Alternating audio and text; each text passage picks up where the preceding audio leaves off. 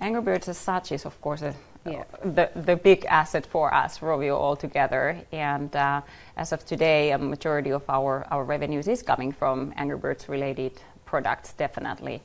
And it will be a big asset for us going forward as well. It is a very known brand, has a brand recognition of 97 to 98% globally. And if you look at the gaming market, mobile gaming market, it is highly competitive. There are hundreds of games launched every day, and having a strong brand like Angry Birds definitely helps with the discoverability. It also helps to push the user acquisition costs down.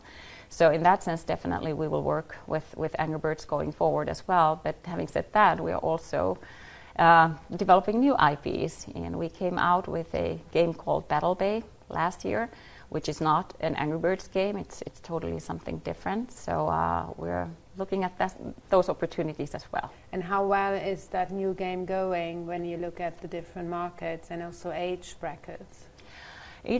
First of all, it's targeted to male audience, around 30 plus something. So it has a clear target group, and it's been doing quite okay, but there is still, we believe, a lot of potential that we haven't been able to unlock in the game. So we are still working on improving it.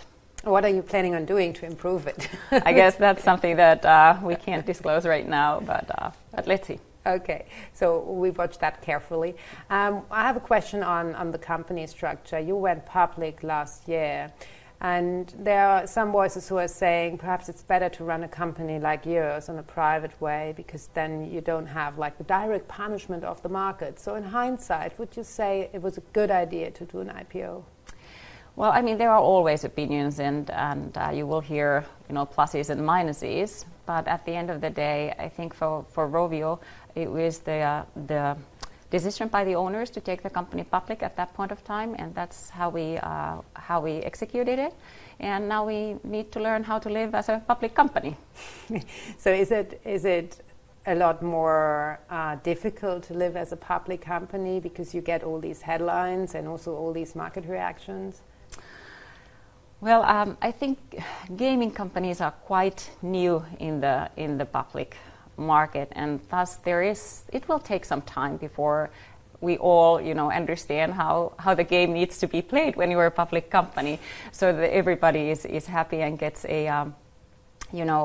comfortable with the fact that this is to some extent volatile market as well.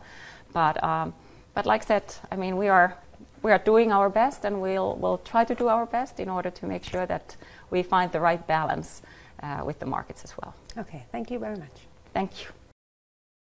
Still watching? Perfect. Click here to watch another great video from CNBC International. Oh, and don't forget to subscribe.